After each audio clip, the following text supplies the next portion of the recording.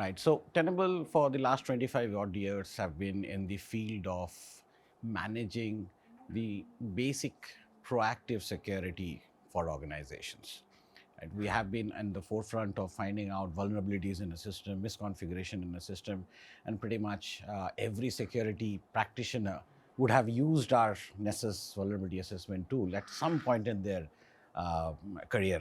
Right.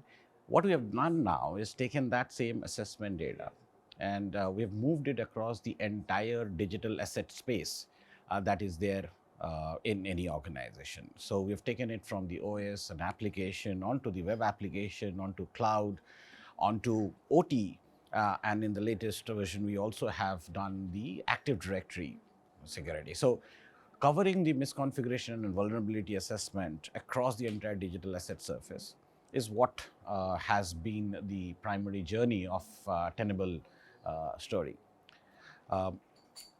We've taken a further step which has made us a clear innovator in this space. So what we have done now is taken all these vulnerabilities and correlated them and prioritized them and contextualized them. And ultimately, we have also given a metrics to it to show or answer this basic question: how exposed I am to an attack today.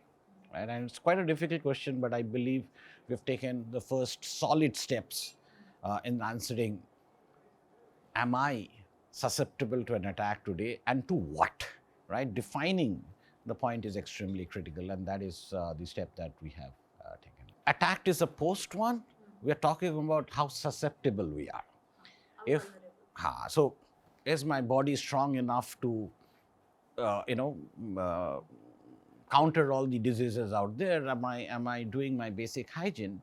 If I am a strong human being, most of the diseases will be at bay. So we're talking about the same thing.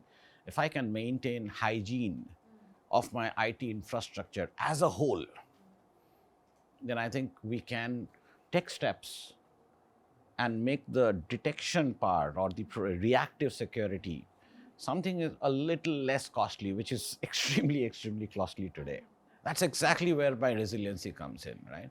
So why resiliency is so supported by the way we do it is primarily because there are three stages in which we are working.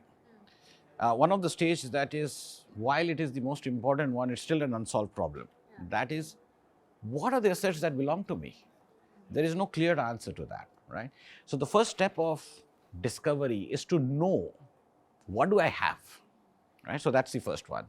So once I know what I have, I can find out what are the problems with what I have. And once I know what are the problems I have, I need to communicate what are the issues that I need to solve. Now, so when I create this cycle of what is my entire space, what are the problems, and how do I communicate these problems to the guys who will solve it, right? Using this particular continuous cycle, we ensure that the company is not blindsided by what might have hit them and said, okay, I got hit by a desktop, but that desktop I didn't even know about, right?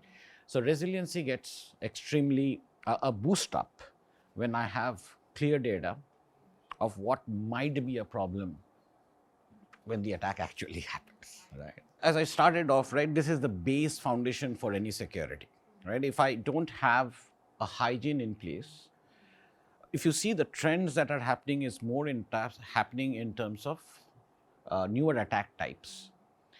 But in the digital space, what the trend is about more and more different kind of digital assets coming in. So what we are trying to do is making sure whatever are the digital assets today, earlier it was on-prem systems, today we have cloud systems, now we have serverless systems, and so on and so forth, right? So the IT space is trending different directions. We are keeping very close watch on that as to what are the new different assets that I'm creating.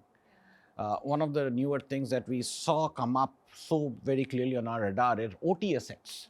The factories and all opened up, right? We saw that particular trend and we made sure that we are able to cover the OT space as well, right?